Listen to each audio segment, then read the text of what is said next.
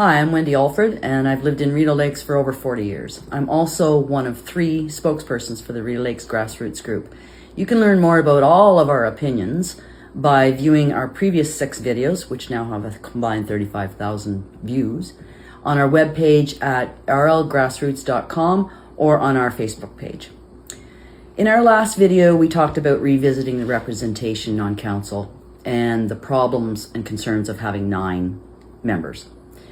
As we predicted, on August 29th, it didn't take long for the majority to reject the mayor's recommendation for public consultation on the subject. It was the usual party of 5 rejecting it for the reasons we talked about it in the video. We're getting fairly adept at predicting what the party of 5 will do because, well, they're predictable. New councillor Bullock rejected it as well, but his rationale was telling. He voted against it because of his fear that this council was already so divided it would just be another log on the fire. I can applaud his sentiment, but we're already in the middle of a 4-alarm fire. The party of 5 have tried numerous times to override the mayor's veto on the Chantry retrofit. As each attempt has failed, they have ratcheted up their attacks on the mayor. At the September 15th meeting, we counted 11 attacks on the mayor over his veto that he exercised last May. Next up is Paula Banks' move to redo the procedural bylaw, which is the foundational document for how council operates.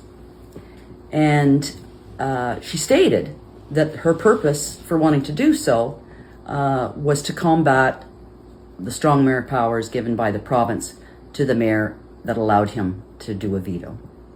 We'll talk more about the procedural bylaw in another video because there's going to be a second meeting on it. For now, I will just say that Councillor Paula Banks frames that as the only way to protect Rideau Lakes democracy.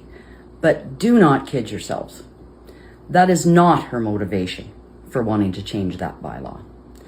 Paula, Jeff, Sue, and the other 2 minions can church it up by talking about democracy so that they can appear to have a higher purpose than just being vindictive and vicious and punitive towards the mayor and the councillors who support him because they have been blocked in getting a $4 million office retrofit in Chantry. Their strategy now with the procedural bylaw is to strip the mayor of all mayoral duties, and he was elected by the entire township.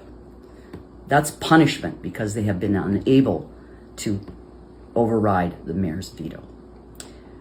Retaliation is in their playbook. In fact, their whole playbook looks distressingly familiar. Declare yourself a victim.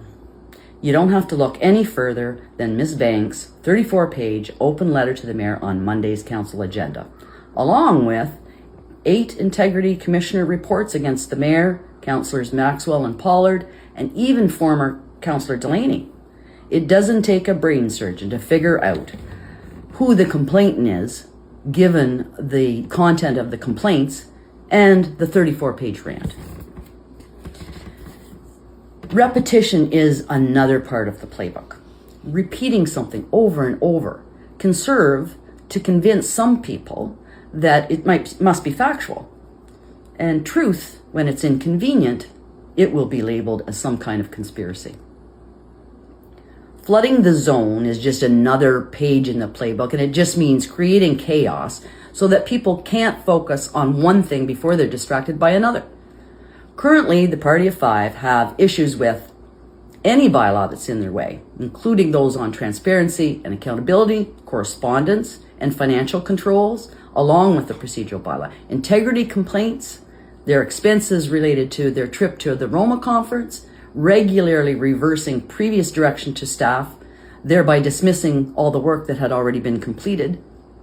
Rideau Lakes has been dragged into Paula Banks' fight with the province on strong mayor powers, including wanting the taxpayers, our taxpayers, to financially support that effort, etc., etc., etc. Dismiss and disparage anyone who disagrees, like turning their backs on a council delegation, refusing to include the public's correspondence on an agenda, refusing to support staff's recommendations because they know better, dismissing expert consultant recommendations, again because they know better, publicly criticizing media and reporters, the province, the federal government. This has been their playbook so far. Then there's the question of taxpayers' money. I'm connecting the dots a bit here, but about a month ago, council came out of a closed meeting and adopted a motion to spend $20,000 on legal fees, but they didn't say what it was for.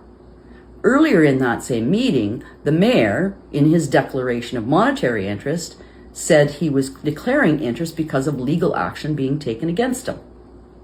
Then, councillors Pollard and Maxwell made a declaration of monetary interest just last week, saying that there is legal action being taken against them by our council.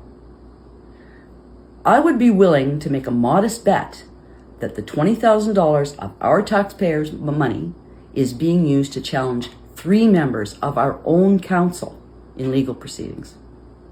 We should be demanding to know what our legal bills have been over the past 2 years. So let's all buckle up. The final 12 months before the next election is not going to be any less bumpy. The past behavior of the Party of 5 predicts their future behavior, and we should expect that it could get worse. So it's time to start getting serious about the next election. We need intelligent, ethical people to step up in every ward. If you are curious to know more about the process of being a candidate, or if you want to know what's involved in being on council, then reach out to us at our website or in a private message on our Facebook. We also don't mind having a phone conversation or a coffee meeting, because we are committed to having better representation in the township that we all call home. That's just my opinion.